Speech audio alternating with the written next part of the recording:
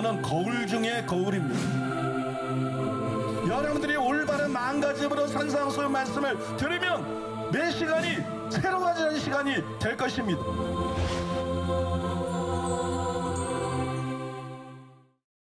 오늘 말씀의 제목이 나는 무엇에 목이 마른가 이건데, 사실은 온유한 자에 대한 말씀이 아직 안 끝났습니다. 지난 시간에 온유한 자가 받을 유업 땅에 대해서, 첫째로 임의 차원의 땅의 의미에 대해서 말씀드렸는데, 이제 두 번째로 아직 차원의 땅의 의미에 대해서 먼저 설명드리고, 그 다음에 의에 주리고 목마른 자에 대해서 계속 말씀을 드리겠습니다. 온유에는 두 가지 의미가 있습니다. 하나는 사람에 대한 온유예요. 사람에 대한 온유. 이 기본적으로 사람들이 갖고 있는 생각인데, 근데 사람들이 모르는 게 뭐냐면 이 사람에 대한 온유가 궁극적인 구원과 관계가 있다는 거예요. 또 하나는 하나님께 대한 온유입니다. 이거는 팔복의 처음 세 가지 복을 이사야 66장 2절과 이렇게 비교해 보면 금방 우리가 캐치할 수가 있는 사실인데, 놀랍게도 이것 역시 궁극적인 구원과 밀접한 관계가 있어요. 따라서 온유한 자가 땅을 기업으로 받는다. 온유의 두 가지 의미다가 궁극적인 구원과 관계가 있기 때문에 온유한 자가 땅을 기업으로 받는다. 그 의미는 명백한 거예요. 그거는 궁극적인 구원을 받게 된다. 하나님 나라에 들어가서 영생하게 된다. 그런 의미입니다. 이스라엘 백성은 가나안 땅을 유업으로 받았어요. 그런데 이 가나안 땅은 천국의 예표입니다. 그러므로 땅을 기업으로 받는다는 것은 단순히 이삭처럼 넓은 땅을 받는 거, 그런 의미를 포함한다고 말씀드렸습니다. 그것만 의미하는 것이 아니라 궁극적으로는 온유한 자가 하나님의 나라를 기업으로 받는다. 그걸 말씀하는 거예요.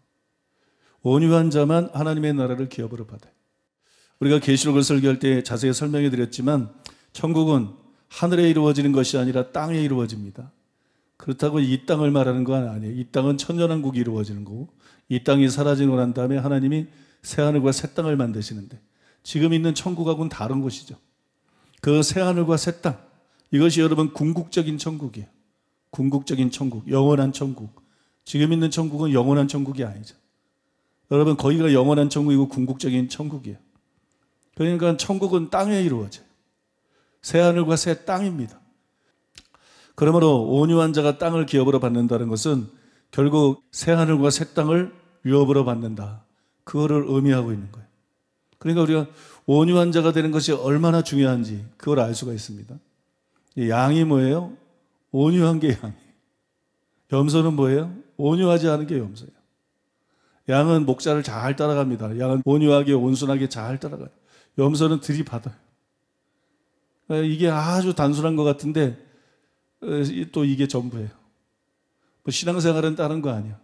이 사람이 정말 온유하게 하나님의 말씀을 잘 받아들이고 목자를 잘 따르느냐, 아니면 반항하고 들이받고 그러느냐, 그게 바로 염소 아니면 양이 딱 드러나는 거예요. 그래서 여러분 스스로 자신의 특성을 살펴보면 자신이 염소인지 양인지, 하나님의 백성인지 마귀에게 속한 자인지 이 분명히 알 수 있는 일이에요. 근데 우리가 이것을 깨닫고 나면 굉장히 심각해집니다. 이게 보통 심각한 게 아니에요. 왜냐하면 온유하지 않으면 천국에 못 들어간다. 그런 말이 되는 거예요. 온유하지 않은 사람은 천국에 들어갈 수가 없다. 캐드린 쿨만은 이런 말을 했습니다. 온유해지려고 간절히 원하는 사람이 그다지 없다는 사실을 나는 인정하지 않을 수 없습니다. 자기 자신에게 정직해 보십시오. 당신이 자신을 똑바로 바라보고 있다면 당신도 이렇게 말할 수밖에 없을 것입니다. 나는 온유해지고 싶지 않습니다. 우리는 어린 양과 같은 온유함을 가지려고 구하지 않고 오히려 강한 호랑이의 성질을 좋아합니다. 주의하십시오. 우리 모두에게는 온유함이라는 단어를 회피하고 내팽개치는 경향이 있습니다. 거룩해지길 원한다든지 겸손해지길 원한다든지 사랑이 충만하게 되길 원한다든지 이런 사람들은 많아요. 근데 정말 온유에 얼마나 관심을 갖고 있나? 온유는 상당히 소외되고 있다는 거예요. 온유해진 것을 목표로 삼는 사람들은 생각보다 많지 않다는 거예요. 온유라는 덕목 자체가 이렇게 탁 빛이 나고 우리의 눈을 탁 끄는 그런 덕목이 아니에요. 그래서 온유해지고자 하는 사람들이 너무 적다는 거예요. 그러나 온유는 하나의 덕목이 아닙니다. 단지 하나의 덕목이 아니고 온유는 필수 불가결한 것이. 왜냐하면 온유하지 않은 자는 땅을 유업으로 받을 수 없어요. 온유하지 않은 자는 새하늘과 새 땅에 들어갈 수 없어요. 그래서 모든 신자들은 온유에 관심을 가져야 돼요. 모든 신자들은 반드시 온유에 져야만 됩니다. 이것은 여러분 우리 주 예수님의 말씀에 분명히 나타나 있습니다. 마태복음 5장 21절로 22절. 옛사람에게 말한 바 살인하지 말라. 누구든지 살인하면 심판을 받게 되리라 하였다는 것을 너희가 들었으나 나는 너희에게 이르노니 형제에게 노하는 자마다 심판을 받게 되고 형제를 대하여 라가라 하는 자는 공회에 잡혀가게 되고 미련한 놈이라 하는 자는 지옥불에 들어가게 되리라. 이게 제6계명 살인하지 말라는 계명을 예수님이 설명하시는 건데, 사람들은 살인하지 말라 이렇게 가르쳤는데 살인하면 심판을 받게 된다 이렇게 가르쳤는데, 예수님은 나는 너에게 이르노니 형제를 노하는 자마다 심판을 받게 된다. 살인하면 심판받는다는 걸 예수님이 어떻게 바꿨어요? 형제에게 노하는 자마다 심판을 받게 되고. 이게 시작이에요. 형제에 대해 라가라는 자는 공회에 잡히게 되고, 라가라는 욕설이에요. 이건 공회에 잡히게 되고, 미련한 놈이라는 자는 지옥불에 들어가게 되리라. 여기 이 말씀은 간단히 말해서 사람을 죽이는 것만 살인이 아니다. 화내는 것도 살인이다. 욕하는 것도 살인이다. 이런 얘기입니다, 여러분. 화내는 게 살인이다. 왜 사람을 죽이냐? 그 사람에 대해 화가 나서 죽이는 거야. 그죠? 왜 욕을 하느냐? 그 사람을 미워하는 거야. 그러니까 살인만 죄가 아니고 화내는 것도 살인이다. 욕하는 것도 살인이다. 우리 의식이 바뀌어야 돼요. 그래서 살인한 자가 심판받게 되는 것처럼 하나님의 법정에서는 화내는 자가 살인죄로 기소된다. 심판을 받는다. 욕하는 자가 살인죄로 기소된다. 심판을 받는다. 예수님이 말씀이 그런 뜻이에요. 그 다음에 그 전에 나오는 20절과 비교해 보면 그런 자들은 천국에 못 들어간다. 문맥을 보면 그런 의미가 되는 거예요. 화내는 자, 욕하는 자, 천국에 못 들어간다. 어쩌다 한번 여러분들이 화를 내거나 욕한 거나 그런 걸 말하는 게 아니고, 그런 거 회개하면 돼요. 그거 잘한 거 아니야. 회개해야지, 그죠? 회개하고 용서받으면 돼. 그러나 여러분, 습관적으로 욕하고 습관적으로 화내고 이런 건 심판받을 죄고 지옥 갈 죄라는 걸 분명히 알아야 돼요. 그래서 우리가 그런 죄를 회개하고 반드시 온유한 사람이 돼야 되는 것이, 이게 상당히 충격적인 말씀이에요. 그러니까 자기가 자주 화를 낸다, 걸핏하면 욕을 한다, 그러면 이거 충격받아야 돼. 그리고 핑계대지 말고 반드시 고쳐야 될 줄로 믿습니다. 또 온유하지 않은 자가 천국에 들어갈 수 없다는 것은 예수님만 말씀한 게 아니라 바울도 말했어요. 바울은 지옥에 가게 만드는 죄의 목록을 갈라디아서 5장 19절에 21절에서 쓰고 있는데, 거기에 분냄을 포함시켰어요. 이 분냄, 이게 지옥 가는 죄다. 예수 믿는다 그러면서 걸핏하면 분내고 분으로 가득 차는 사람, 이 사람 천국 못 간다. 그렇게 바울이 명시를 했어요. 반면에 구원받는 자들이 맺는 성령의 열매의 목록에 보면 온유가 거기 분명히 들어가 있어요. 진짜 구원받은 사람, 그래서 새 언약이신 성령이 그 안에 들어와서 거듭나고 하나님을 아바 아버지라 부르는 사람, 이런 사람들이 맺게 되는 열매 중에 하나가 바로 온유다. 그들이 구원받았다는 증거 중에 하나가 바로 온유다. 그렇게 분명히 말하고 있어요. 분내는 자는 천국에 들어가지 못합니다. 온유한 자만 천국에 들어갑니다. 그래서 우리는 화내는 일을 작은 것으로 생각하면 안 돼. 화내는 것을 심각하게 생각해야 돼. 우리 각자가 제 자신이 그랬던 것처럼 여러분들도 이 말씀을 심각하게 받아들여야 돼. 그래서 화내는 거 이거 없애버려야 돼. 믿습니까? 또 혹 욕하는 거 있으면 없애버려야 될 줄로 믿습니다. 회개하고 다 고쳐야 될 줄로 믿습니다. 저는 이 온유가 사람에 대한 것일 뿐만 아니라 하나님께 대한 것이다, 그렇게 말씀을 드렸습니다. 이 말씀을 듣는 사람들의 반응을 보면 크게 두 가지예요. 떠는 것과 화내는 것. 그렇게 말했어요. 떠는 거 아니면 화내는 것. 화내는 것의 반대가 온유죠. 많은 사람들이 스데반의 설교를 들을 때처럼 자기 실체를 드러내는 말씀을 들으면 분노해요. 이를 갈아요. 이게 중요해요. 제사장이 성경을 가르치는 거 듣고 화낸 사람이 아무도 없어요. 선지자들이 외치면 다 화가 나. 제사장들은 그냥 가르쳤어요. 선지자들은 죄를 지적했어요. 선지자들은 문제점을 지적했어요. 선지자들은 회개를 촉구했어요. 그죠? 제사장만 있으면 됐으면 하나님이 선지자를 안 보내시지. 제사장만 가지고 안 된다는 거예요. 랍비들만 가지고 안 된다는 거예요. 선지자가 필요한 것이에요. 선지자. 근데 오늘날 설교들이 너무 제사장 설교를 닮았어. 회개하라고 안 그러고, 행함 믿음 산 믿음 가지라고, 거룩해져야 된다고, 당신 바뀌어야 된다고, 그렇다면 지옥 갈 수 있다고 안 건드려. 그죠? 그러니까 성도들이 목회를 하는데 반감이 없어. 응? 이런 교회를 조심해야 돼. 이런 교회가 지옥으로 끌고 가는 교회, 사람 영혼들을.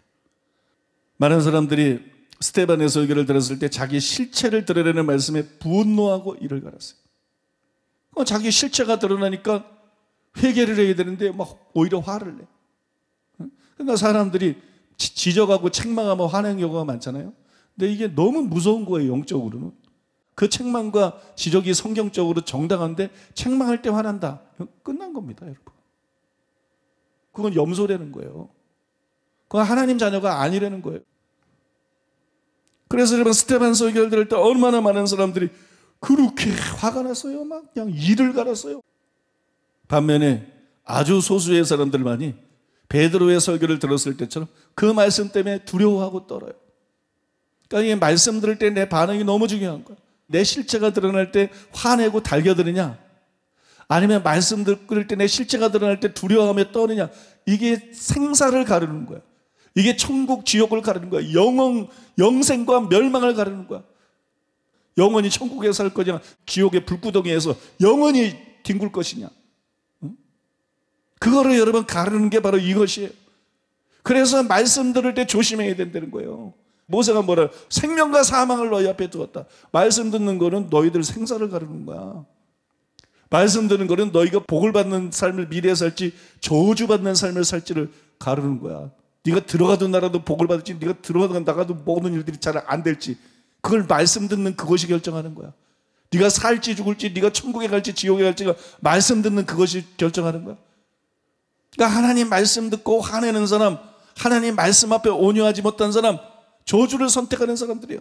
지옥을 선택하고 있는 거예요. 그러나 하나님의 말씀을 들으면서 자기 실체가 드러나고 죄가 드러날 때 정말 두려워하고 떨며 어찌할까 하며 회개하는 사람, 이게 여러분 생명을 선택하는 겁니다. 이게 복을 선택하는 것입니다. 믿습니까? 다 잘 살고 싶지, 근데 다 잘 살아지나? 다 잘 되고 싶지, 근데 다 잘 되나? 다 성공하고 싶지, 하나님이 절대 주권자입니다. 말씀에 어떻게 반응하냐에 따라서 신자의 미래는 달라지는 거예요. 여러분의 미래는 달라지는 거예요. 그래서 말씀 듣는 거를 여러분들이 쉽게 생각하면 안 돼요.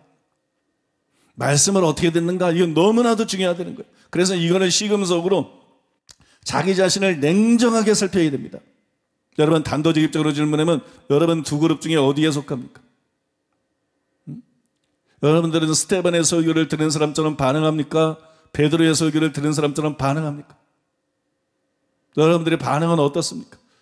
여러분들은 설교를 듣고 자신의 잘못이 드러날 때 두려워하는 마음으로 자기를 보고 회개합니까? 아니면 설교자에게 화가 나서 투덜대고 비판합니까? 여러분들은 어떤 그룹입니까? 만약에 후자라면 두려워해야 돼요. 만약에 후자라면 여러분의 심령이 가난하지 않다는 거예요. 저는 이런 생각을 할 때마다 참 마음이, 영혼들 때문에 마음이 찢어지는 것 같아요. 왜 하나님 앞에, 말씀 앞에 온유하지 못한가? 첫째, 심령이 가난하지 않아. 자기 죄를 몰라. 자기 자신을 몰라. 스스로에게 속았어. 이게 여러분 서기관이고 바리새인이에요. 응? 이게 문제인 거예요. 자기를 몰라. 자기 죄를 몰라. 그러니까 심령이 가난하지 않아. 그 다음에 심령이 가난하지 않으니까 애통하는 마음이 없어. 애통하는 마음. 심령이 가난하지 않으니까 온유할 수가 없어요.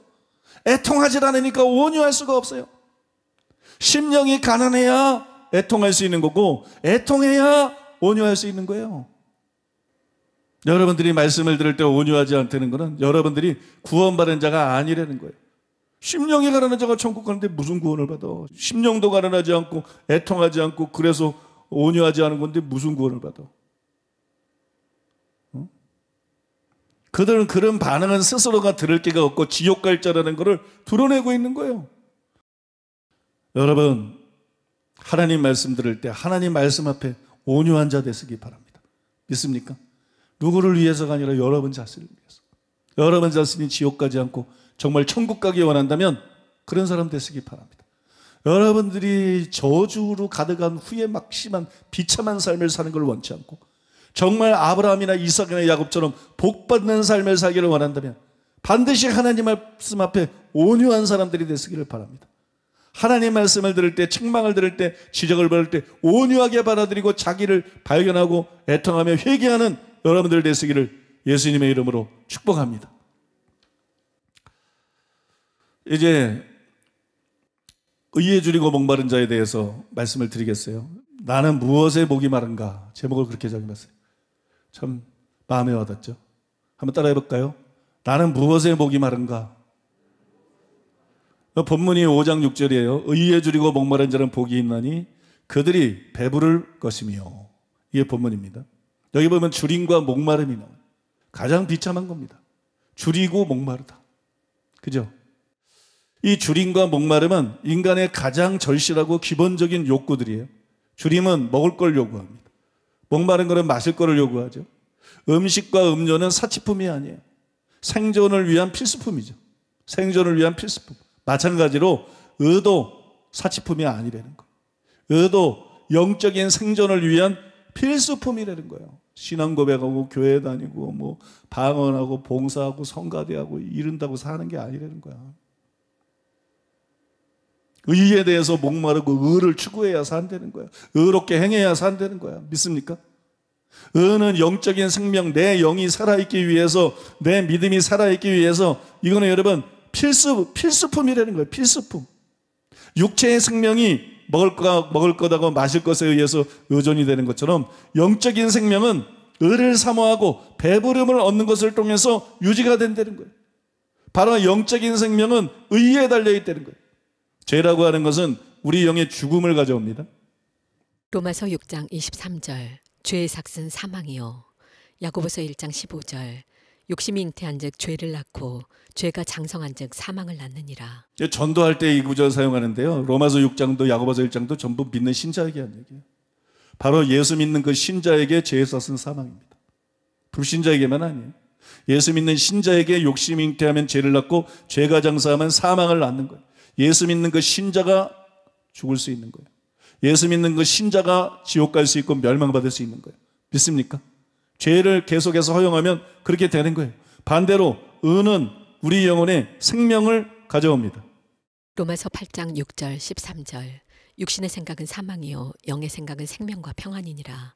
너희가 육신대로 살면 반드시 죽을 것이로되 영으로서 몸의 행실을 죽이면 살리니.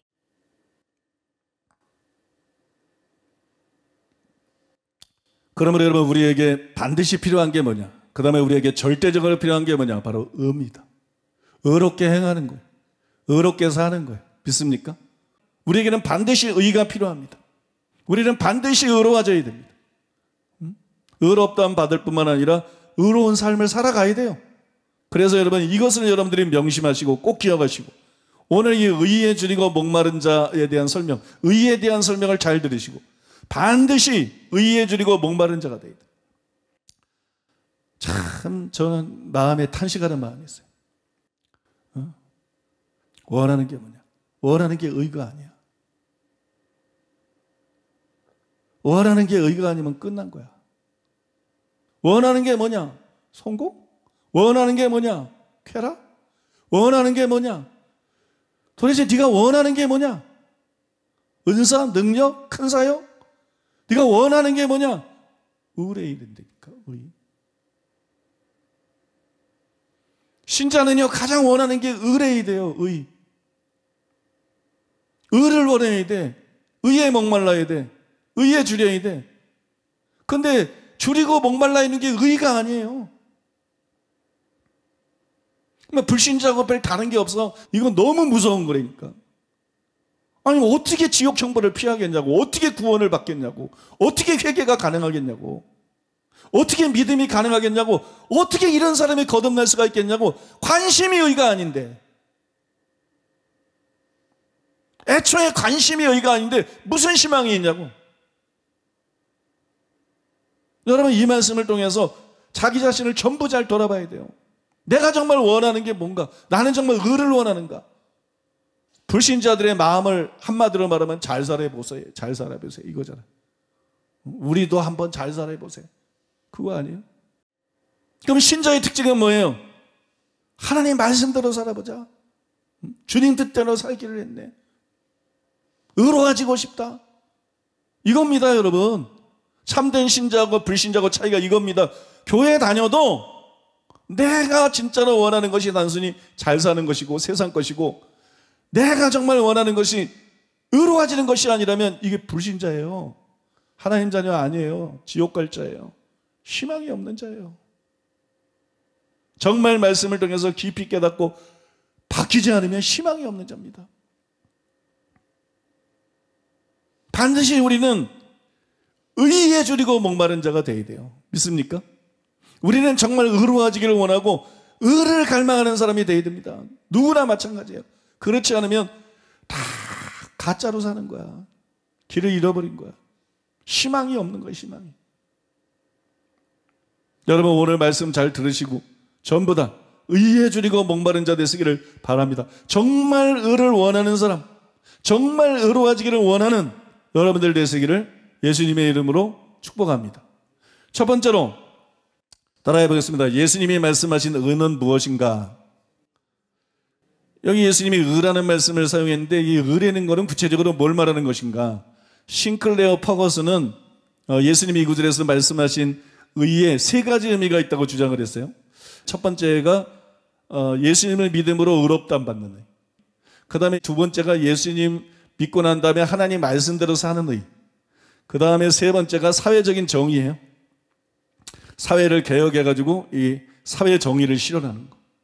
그러니까 여기에 의가 이 세 가지 의미가 있다, 이렇게 주장을 했어요. 이 중에서 첫 번째하고 둘째 개념은 문제가 없습니다. 칭의도 이 구절의 주된 의미는 아니에요.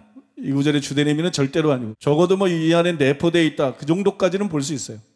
그러니까 첫 번째하고 두 번째는 뭐 큰 문제가 안 되지만, 문제가 되는 것은 과연 예수님이 말씀한 의 안에 세 번째 개념이 포함되어 있는가, 그것이에요. 세 번째 개념이 포함되어 있는가, 사회 정의가 포함되어 있는가. 여러분, 우리 예상하고는 다르게 더글라스 헤어는 이 구절의 의의가 세 번째 의미라고 강력하게 주장합니다. 관례적으로 여기에 나오는 의를 개인적 윤리를 말하는 것으로 간주해왔다.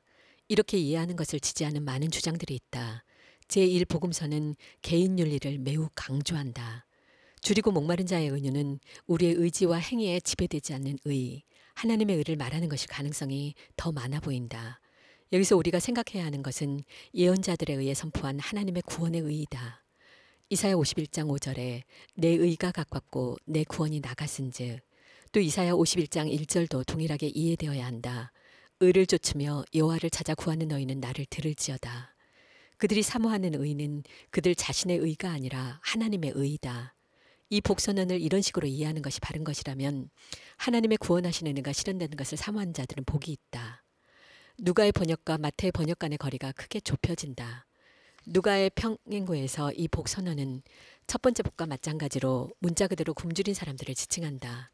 여기에 대응되는 화선언은 굶주리는 자들이 배부른 자들의 자리를 차지할 것이라고 말한다. 마태는 누가와 마찬가지로 사회 정의가 확립되기를 갈망한다.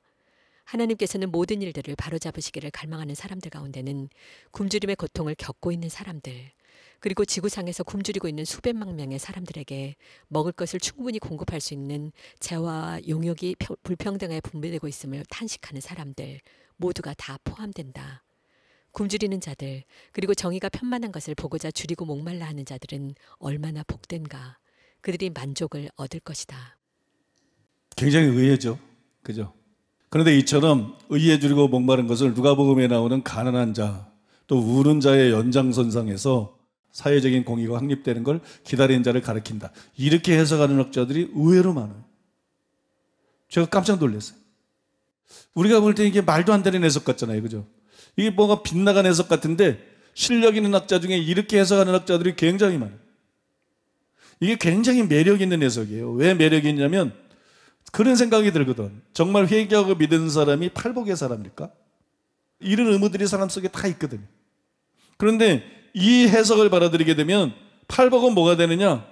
가난하고 울고 사회적인 정의가 이루어지기를 기다리고, 그러니까 소외된 자, 약자, 구원받은 사람들이 그런 하층민이 많고 소외계층이 많기 때문에 그냥 가난한 자, 우는 자, 공의를 기다리는 자, 또 뭐 온유한 자, 온유하게 막 자기 어려운 상황에 잘 반응하는 자, 막 그렇게 돼버리거든요.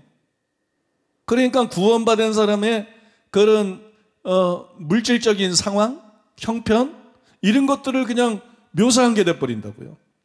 이런 사람들이 회개하고 예수 믿고 하나님 자녀가 됐다, 그런 얘기가 되고, 그 다음에 팔복 이후에 나오는 말씀들은 이제 이렇게 믿는 사람들은 어떻게 살아가야 되나, 이런 말씀입니다. 그러니까 굉장히 마음이 편안해지잖아요. 이 상당히 매력이 있어요. 굉장히 편안해지요. 그 다음에 이렇게 보면 현 교회의 낮은 수준하고도 어울리지. 그죠? 교회 안에 여러분 가난한 자는 많잖아. 우는 자도 많고, 또 뭐 공의를 기대하고 뭐 이런 식으로 하면 교회 안에 다 포함이 되죠. 근데 정말 심령이 가난하고 애통하고 더구나 의에 줄이고 목마르고 마음이 청결하고, 교회의 상태하고 너무 다르잖아. 목사들의 상태하고도 너무 다르고, 장로들의 상태하고도 너무 다르고, 기독교인들의 상태하고도 너무 다르잖아. 그죠?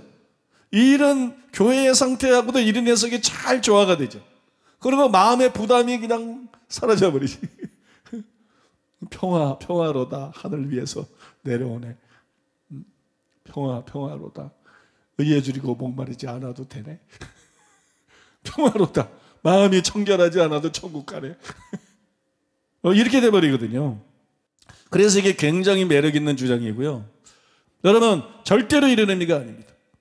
절대로 의에 줄이고 목마른 자는 절대로 이런 사회적인 정의를 말하는 게 아니에요. 왜냐하면 누가복음에 가난한 자가 복이 있다, 예수님이 말씀했어요. 근데 이 말씀의 진의는 마태복음에 심령이 가난한 자는 복이 있나니, 이 말씀을 통해서 그 진의가 드러난 거예요. 단순히 가난한 자를 말하는 게 아니라는 거. 가난했기 때문에 심령이 가난해서 말씀드리고 회개하고 예수님을 따르는 자들을 말하는 것이지. 또 우는 자도 마찬가지죠. 이사야 66장 2절에 무릇 마음이 가난하고 심령에 통해하며, 이 병행꾼을 통해서 가난하고 힘들어서 우는 게 아니고 자기 죄를 깨닫고 죄 때문에 슬퍼하며 울고 애통하는 그걸 가리킨다는 게 다 드러난 것이잖아요. 또한 온유한 자도 이사야 66장 2절에 있는 내 말을 듣고 떠는 자, 자기 죄를 깨닫고 마음이 가난해졌으니까, 자기 죄 때문에 애통해지니까, 자기 주제를 알게 되니까 다른 사람들에 대해서도 무조건 비판적인 게 아니라 그들에 대해서도 온유해지죠. 그럴 뿐만 아니라 그렇기 때문에 하나님 말씀 앞에 온유해지는 자, 죄인이니까. 믿습니까? 죄 때문에 애통하는 자니까, 구원받기를 간절히 원하는 자니까, 하나님의 말씀을 들을 때 온유해지는 자, 믿습니까? 온유하게 받아들이는 자, 그거를 의미한다고 여러분들에게 충분하게 설명해 드렸잖아요. 그러니까 여러분, 이런 맥락에서 의에 줄이고 목마른 자를 사회적인 공의가 확립되기를 원하는 것이 아니라 의로운 인격과 삶을 갈망한 것으로 보아야 됩니다. 그게 여러분 의에 줄이고 목마른 자예요. 인격적으로 의로워지기를 원하는 사람, 자기의 삶과 생활이 언행심사가 의로워지기를 갈망하는 사람, 이게 여러분 의에 줄이고 목마른 자예요. 다행한 사실은 그래도 아직까지는 많은 학자들이 이 구절에 나오는 의를 사회적인 의가 아니라 개인적인 의를 뜻하는 것으로 해석을 합니다. 먼저 로이드 존즈는 이렇게 말했어요. 의는 필연적으로 죄의 세력으로부터 해방되고자 하는 욕망을 의미합니다. 심령의 가난이 무엇이며 내부의 죄로에 대한 애통이 무엇인가를 인식하고 나서 우리는 당연히 죄의 세력에서 해방되기를 소원하는 단계로 나아갑니다. 의에 줄이고 목마른 것은 적극적으로 성결해지기를 소원하는 것 이외에 아무것도 아닙니다. 저는 이것을 이 이상 더 훌륭히 정의할 수가 없습니다. 그렇게 말했어요. 존 스토트는 이렇게 말했어요. 의는 하나님을 기쁘시게 하는 성격과 행동의 의다. 이것을 위해 우리는 줄이고 목말라야만 한다. 그렇게 명백하게 말했어요. 그 다음에 양용희 교수님도 이렇게 말을 했어요. 마태가 제자들의 열망의 대상으로 제시한 의는 예수님의 메시아적 통치의 선물로서 제자와 하나님 사이의 새로운 인격적 관계에 의거하여 나타나게 되는 하나님의 뜻에 맞는 행동을 지칭한다. 하나님의 통치를 받는 제자들의 특징은 자신의 삶과 관계 가운데 하나님 뜻이 이루어지기를 적극적으로 고대하며 기도하는 것이다. 따라서 제자가 실제로 그처럼 의에 굶주리고 목말라 할 때 그것은 자신의 제자 신분을 확인해주며 그러한 사실 확인은 그에게 행복의 요건이 되는 것이다. 제자가 실제로 그처럼 의에 줄이고 목말라 할 때 그것은 자신의 제자 신분을 확인해주며 진짜입니다. 의에 줄이고 목마른 것이 우리가 그리스도인이라는 걸 확인해 주는 거니까. 의에 대한 갈망, 의로워지고 싶은 마음, 이게 없으면 그리스도인에서 신분 확인이 안 되는 거예요. 그리스도인이 아니라는 거예요. 그러한 사실 확인은 그에게 행복의 요건이 되는 것이다.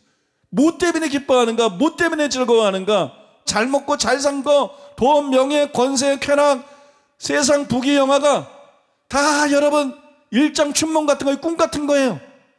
그게 미래의 그를 행복하게 해줄 수 없고 미래의 그를 배를 채워줄 수 없어요. 근데 성공해서 뭐 했다고? 잘 돼서 뭐 했다고?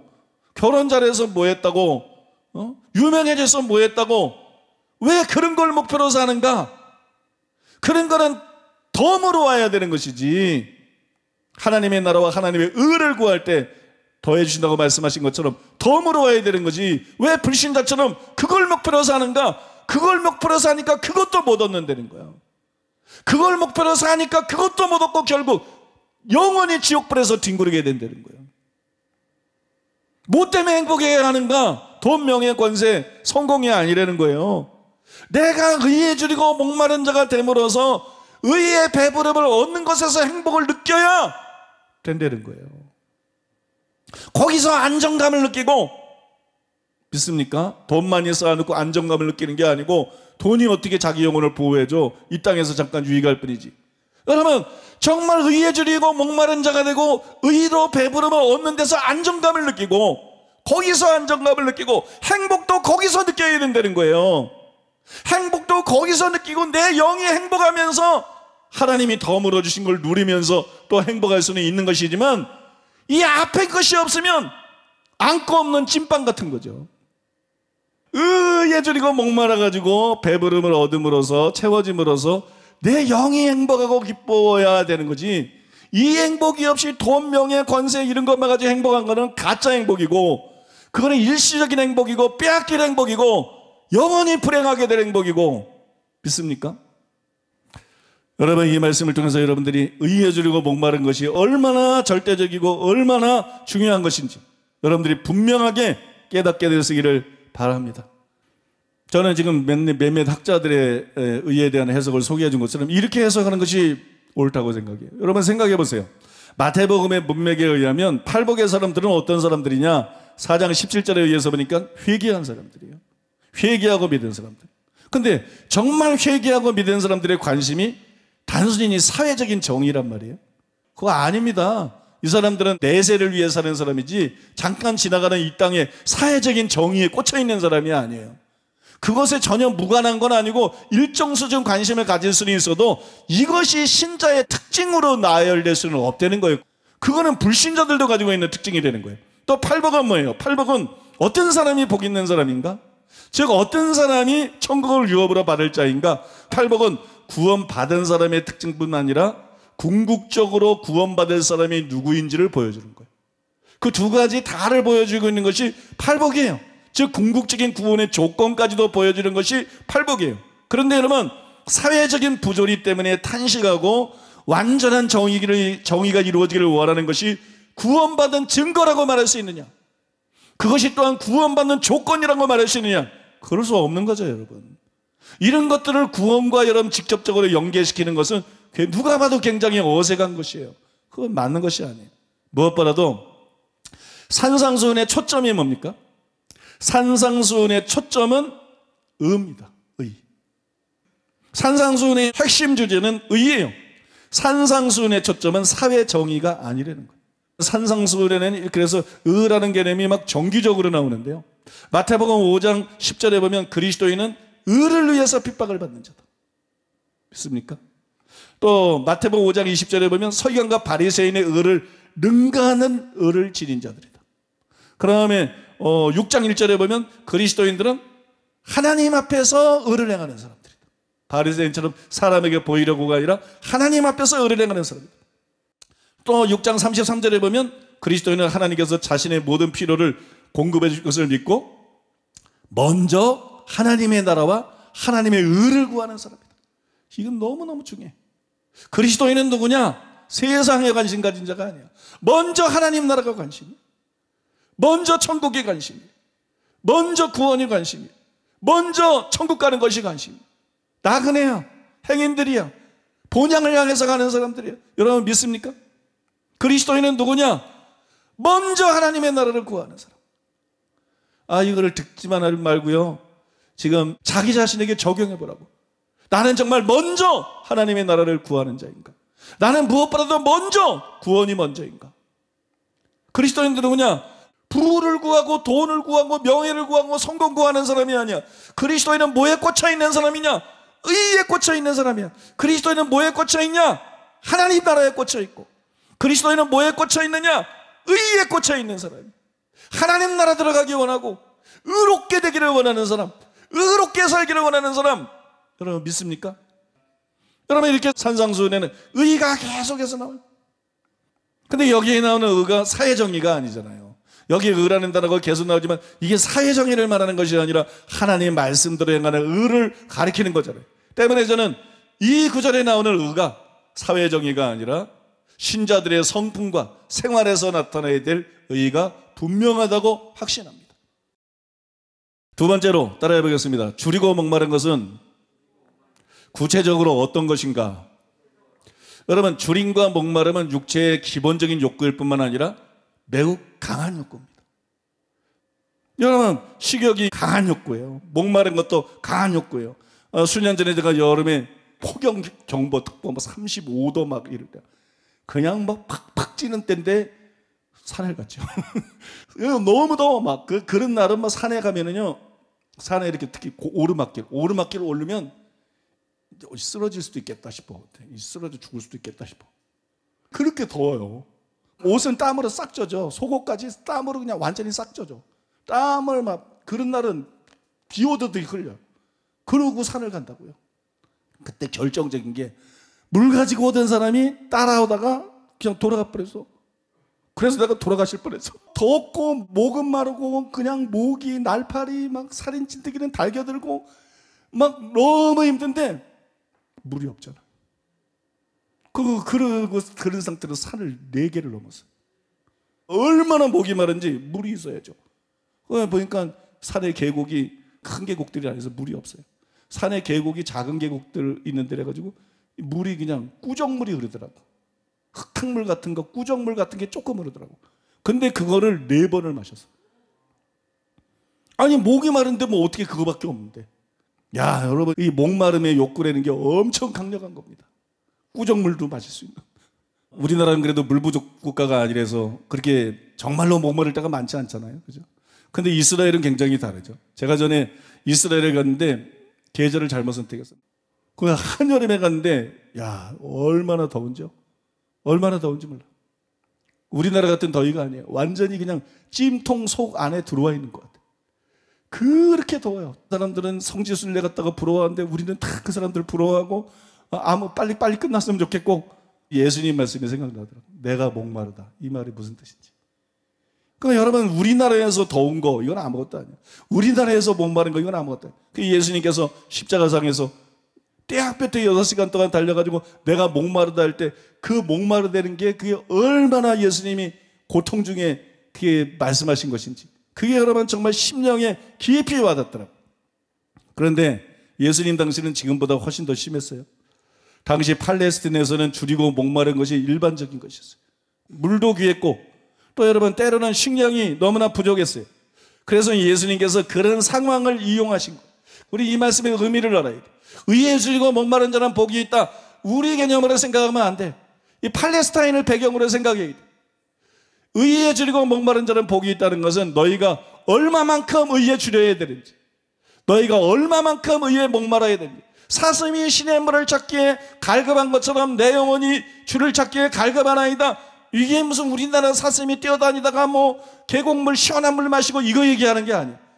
거기는 그냥 황량하고 사막 같고 떼약 버시고 너무 덥고 너무 목마르고 그냥 죽기 살기로 물을 찾는 거예요. 여러분, 여기 목마름이 그런 필사적인 걸 말하는 거예요. 의에 줄이고 목마른 자가 되나? 여기 생명이 달려있잖아. 여기 죽고 사는 게 달려있잖아. 여기 생사, 멸망과 영생이 달려있잖아. 그리고 이거를 필사적으로 원하는 거야. 필사적으로 이루어지기를 원하는 거야. 많은 사람들이 그런 얘기를 하잖아요. 아, 나도 의에 줄이고 목말랐는데, 나는 정말 의를 갈망했는데 왜 원하는 만큼 의로워지지 않지? 왜 그렇게 의로워지지 않지? 이런 말들을 많이 하잖아요. 여러분, 그 답이 여기 있는 거예요. 그냥 내가 어느 정도 의에 줄이고 목마르고 내가 어느 정도 의로워지기를 원하고 갈망하고 그런 걸 얘기하는 게 아니에요. 필사적인 걸 말하는 거예요. 여러분, 여기서 그것을 말하고 있는 것입니다. 토마스 왓슨은 이렇게 말했어요. 육적인 사람의 반론. 그는 말하기를 나는 의를 갈망했지만 아직 채워지지 않았다. 여기에 대해서 토마스 왓슨이 뭐라냐면 당신의 말은 당신이 줄였으나 만족함을 얻지 못했다는 것인가? 아마 하나님이 당신의 줄임에 만족하지 않으셨을 것이다. 하나님이 의에 줄이고 목마른 자라는 말을 통해서 기대하신 분은 그 정도를 말하는 게 아니다. 하나님이 말씀하는 정도로 필사적으로 의에 줄이고 목마랐으면 반드시 배부름을 얻었을 것이다. 믿습니까? 스미스 위글스워스도 이렇게 말했어요. 여러분이 거룩함을 간절히 사모할 때, 청결하려고 참으로 원할 그때만이 생명의 성령의 법이 사망과 저주의 법에서 여러분을 해방시킬 수가 있습니다. 생명의 성령의 법이 죄와 사망의 법에서 우리를 해방했다. 근데 이게 없이 되나요? 정말 우리가 의로워지기를 갈망할 때 그 일이 이루어진다는 거예요. 그런 일이 일어난다는 거예요. 또 존 스토트는 이렇게 말했어요. 성경은 되풀이하여 굶주린 자들에 대한 그의 약속을 말씀한다. 하나님께서는 사모하는 영혼을 만족하게 하시며 줄인 영혼에게 좋은 것으로 채워주신다.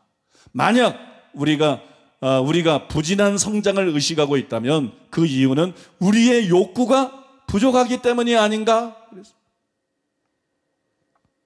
단순히 줄이고 목마른 것만으로는 배부름을 얻을 수 없습니다. 이 말씀을 오해하시면 안 돼요. 단순히 줄이고 목마른 거로는 배부름을 얻을 수 없습니다. 진짜 그리고 충분히 의에 줄이고 목말라야 돼요. 그래야 여러분 주님이 약속하신 배부름이 옵니다. 그러면 진짜 그리고 충분히 의에 줄이고 목마른 것은 과연 어떤 것일까요? 어느 정도를 얘기하는 것일까요?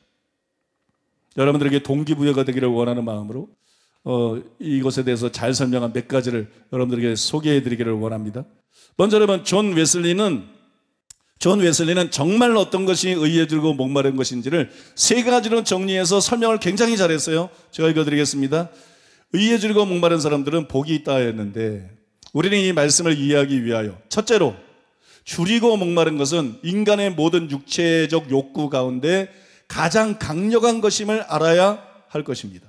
육체의 기갈과 마찬가지로 하나님의 형상을 사모하는 의에 대한 영혼의 기갈은 모든 영적 욕망 중에 가장 강렬한 것으로서 이 욕망이 우리 가슴속에서 일단 싹 트면 우리를 지으신 하나님의 형상대로 새로 지음을 받으려는 일념의 다른 모든 욕망을 삼켜버립니다.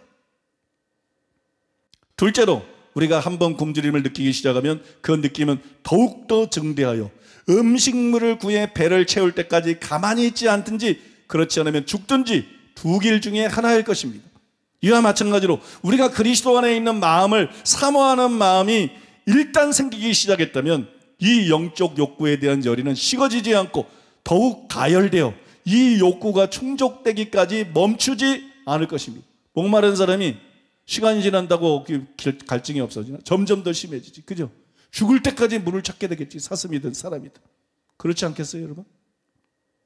셋째로는 기갈자에게는 음식물 외에 다른 것은 아무것도 필요하지 않습니다. 기갈자에게 음식물 이외에 화려한 의복과 금은 보석이나 높은 명예나 모든 좋은 것을 줄지라도 이것들은 그에게 대수롭지 않습니다. 이것들은 내가 원하는 것이 아니다. 나에게 먹을 것을 달라. 내가 죽겠으니 라고 할 것입니다. 의의 기갈자도 그렇습니다. 그에게 있어 의 외에는 다른 아무것도 만족을 주지 못합니다. 부귀영화를 다 준다 해도 그런 이런 것들은 내가 원하는 것이 아니다. 나에게 사랑을 주시오. 그렇지 않으면 죽을 수밖에 없어 라고 할 것입니다. 그랬어요. 의에 줄이고 목마른 것이 뭔지 너무 잘 표현해주고 있지 않나요? 토마스 왓슨도 같은 말을 했습니다. 주림은 음식 말고는 아무것도 만족하게 해줄 수가 없다. 배고픈 사람에게 꽃 음악을 가져다 주어보라. 재미나는 이야기를 해주어보라.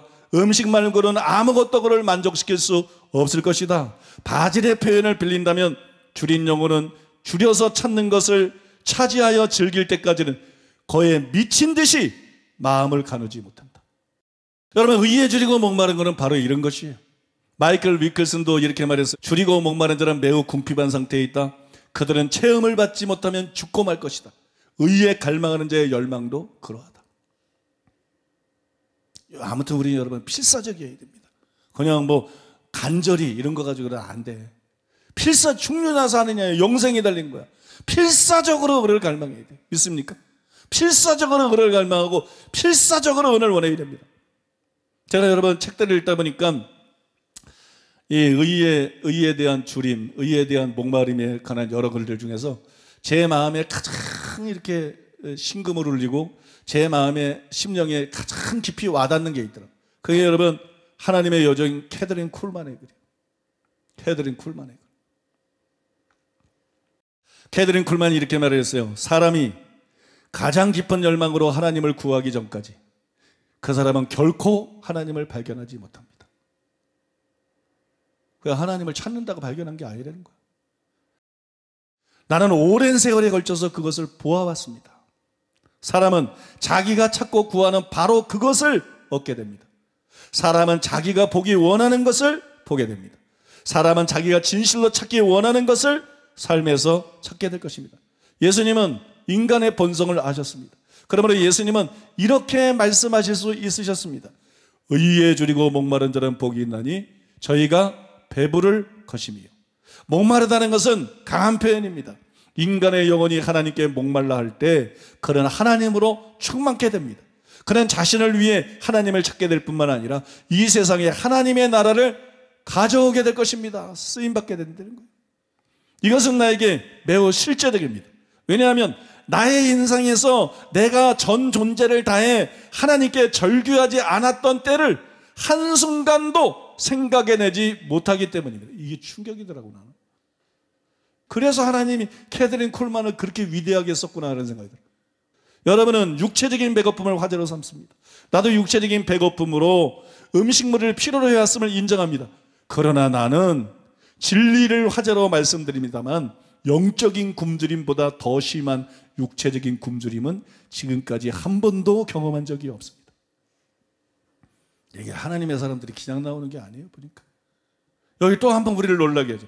나는 진리를 화제로 말씀드립니다만 영적인 굶주림보다 더 심한 육체적인 굶주림은 지금까지 한 번도 경험한 적이 없습니다. 여러분 정말 충격이고 큰 도전이 되는 고백 아닙니까? 그러면 여러분 어느 정도 시도하다가 적당히 시도하다가 포기하지 마시기 바랍니다. 여러분 캐더린 쿨만을 본받아서 육적인 줄임보다 더 심한 줄임, 육적인 목마름보다 더 심한 목마름을 가지고 의를 사모해야 돼요. 의에 줄이고 목말라야 돼요. 그렇게 되면 하나님께서는 반드시 그 사람에게 의의 배부름을 주시는 것입니다. 믿습니까? 의에 줄이고 목말랐는데도 하나님이 주시지 않는다. 저도 옛날에 그렇게 고백하던 사람 중에 한 사람이었어요.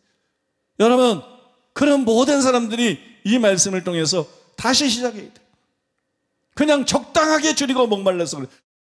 필사적인 목마름, 필사적인 줄임, 필사적으로 음식을 찾는 거, 사막에서 필사적으로 오아시스를 찾고 필사적으로 물을 찾는 거. 여러분 의를 그렇게 찾으려는 것이 하나님도 그렇게 찾고 의도 그렇게 찾으려는 거예요. 필사적으로 사모하려는 거예요. 필사적으로 원하려는 거예요. 필사적으로 갈망하려는 거예요. 그러면 하나님이 그 누구도 빠짐없이 그 누구도 예외 없이 반드시 의로 배부르게 주신다는 것입니다. 믿습니까? 여러분 그거를 믿으시기 바라고 반드시 그렇게 하는 여러분 되시기를 바랍니다. 이제 결론을 말씀드리겠습니다. 오늘 말씀의 결론입니다. 여러분 성경은 사람이 믿음으로 거룩하게 된다고 거듭 말씀하고 있어요. 그러므로 우리는 의에 줄이고 목마른 자가 될 뿐만이 아니라 배부름을 얻을 것이라는 하나님의 약속을 믿어야 됩니다. 우리에게는 충분한 약속의 말씀이 있어요. 시편 107편 9절에 보니까 그가 사모하는 영혼에게 만족을 주시며 줄인 영혼에게 좋은 것으로 채워주심이로다. 오늘 마태복음 6절에 보니까 의에 줄이고 목마른 자는 복이 있나니 그들이 배부를 것이며, 누가복음 1장 53절에도 보면 줄이는 자를 좋은 것으로 배불리셨으며 이렇게 기록되어 있어요. 하나님은 절대로 거짓말하지 않으세요. 하나님은 절대 거짓말하지 않습니다. 약속을 반드시 지키십니다. 여러분, 토마스 와트는 이런 말을 했어요. 하나님은 우리가 헛되이 사모하도록 버려두시지 않는다. 에이든 토저 박사는 어떤 사람이건 그가 원하는 만큼 경건하고 성령으로 충만하게 된다. 이게 이제 유명한 말이 됐어요. 우리가 물을 마셔도 목마른 만큼 마시잖아요. 음식을 먹어도 배고픈 만큼 먹잖아요. 어떤 사람이건 그가 원하는 만큼 경건해질 수 있다. 어떤 사람이건 그가 원하는 만큼 성령 충만을 받을 수 있다.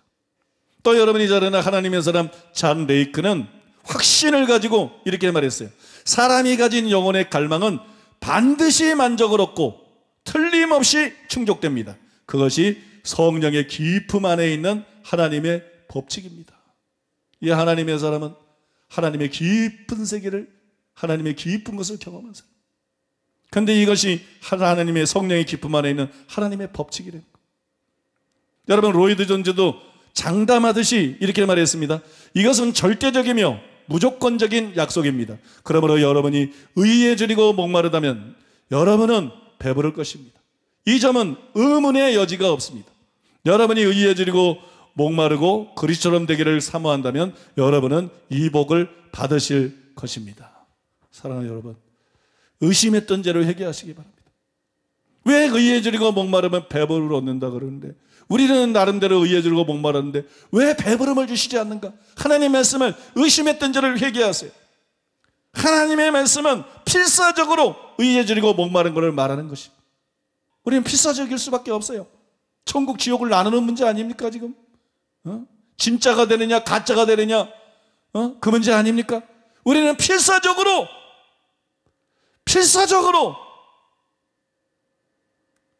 의롭게 되기를 원해야 됩니다. 의를 갈망해야 됩니다. 우리가 필사적으로 의에 줄이고 목마르면 하나님은 100% 반드시 우리가 갈망한 만큼, 우리가 원한 만큼, 믿습니까? 우리가 진실로 갈망하고 원한 만큼 하나님께서 채워주십니다. 우리는 다 의로워질 수 있습니다. 우리는 다 거룩해질 수 있습니다. 우리는 다 사랑으로 풍성하게 될 수 있습니다. 우리는 다 하나님의 형상을 이룰 수 있습니다. 하나님을 닮을 수 있습니다. 우리가 하나님의 약속의 말씀을 믿고 갈망하면 누구도 예외 없이 그렇게 될 것입니다. 여러분 모두 그렇게 될 것입니다. 여러분 이 말씀을 믿고 실제로 필사적으로 의에 줄이고 목마른 자가 되어서 다 의로 배부름을 얻는 여러분 되시기를, 복된 여러분 되시기를 예수님의 이름으로 축복합니다. 이제 우리 기도할 건데요, 제가 인터넷 뒤져보니까 마음이 상한 자를, 이런 찬양이 있더라고요. 마음이 상한 자를 고치시는 주님, 하늘의 아버지 날 주관하소서. 주의 길로 인도하사 자유케 하소서. 새 일을 행하사 부흥케 하소서. 의에 줄이고 목이 마르니 성령의 기름 부으소서. 의에 줄이고 목이 마르니 내 잔을 채워 주소서. 성령으로 채우사 주보게 하소서. 주 임재 속에 은혜 알게 하소서. 주 뜻대로 살아가리 세상 끝날까지 나를 빚으시고 새날 열어주소서. 의에 줄이고 목이 마르니 성령의 기름 부으소서. 의에 줄이고 목이 마르니 내 잔을 채워주소서. 마음이 상한 자를 고치시는 주님, 하늘의 아버지 날 주관하소서. 주의 길로 인도하사 자유케 하소서. 새 일을 행하사 부흥케 하소서. 의에 줄이고 목이 마르니 성령의 기름 부으소서. 의에 줄이고 목이 마르니 내 잔을 채워주소서. 의에 줄이고 목이 마르니 성령의 기름 부으소서. 의에 줄이고 목이 마르니 내 잔을 채워주소서. 내 잔을 채워주소서. 내 잔을 채워주소서. 이런 가사의 노래예요. 오늘 말씀하고 너무 맞는 것 같아요. 우리 여러분 이 말씀 기억하면서 하나님 앞에 나가겠습니다. 하나님은 진실하십니다. 하나님은 신실하십니다. 하나님은 거짓말하지 않으십니다. 그럼에도 불구하고 우리가 대강대강 의에 지르고 목마른 자가 되어서 우리가 하나님을 얻지 못했고, 우리가 원하는 만큼 성령을 얻지 못했고, 우리가 원하는 만큼 의의 배부름을 얻지 못했습니다. 문제가 나에 있음을 고백합니다. 내가 너무 건성이었고 내가 너무 게을렀음을 고백합니다. 이 시간에 회개합니다. 주님, 여기에 생과 사가 달렸습니다. 천국과 지옥이 달렸습니다. 영생과 멸망이 달렸습니다. 주님, 이제 제가 필사적이 되기를 원합니다. 주님, 이제 제가 전과 다르게 필사적으로 의를 갈망합니다. 필사적으로 의를 원합니다. 필사적으로 의를 구합니다. 이 시간 부어주시옵소서. 의가 피와 같이 내리게 하여 주시옵소서. 의로 배부름을 얻게 하여 주시옵소서.